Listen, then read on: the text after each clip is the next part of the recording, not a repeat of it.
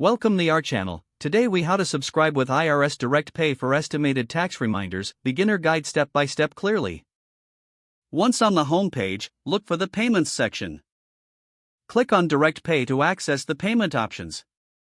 Scroll down to find the information about estimated tax payments.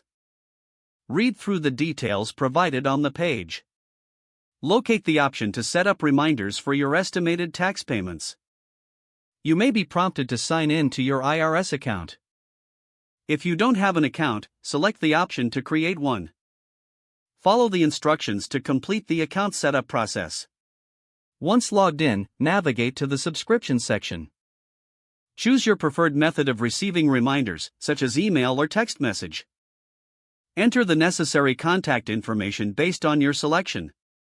Review your subscription details before confirming. After confirming, you should receive a confirmation message. Keep an eye on your inbox or phone for upcoming reminders regarding your payments.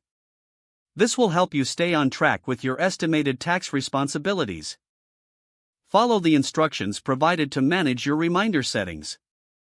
If the page does not load, refresh the browser or try again in a private or incognito window. Make sure you are using the correct email address, then retype it carefully to avoid small typos.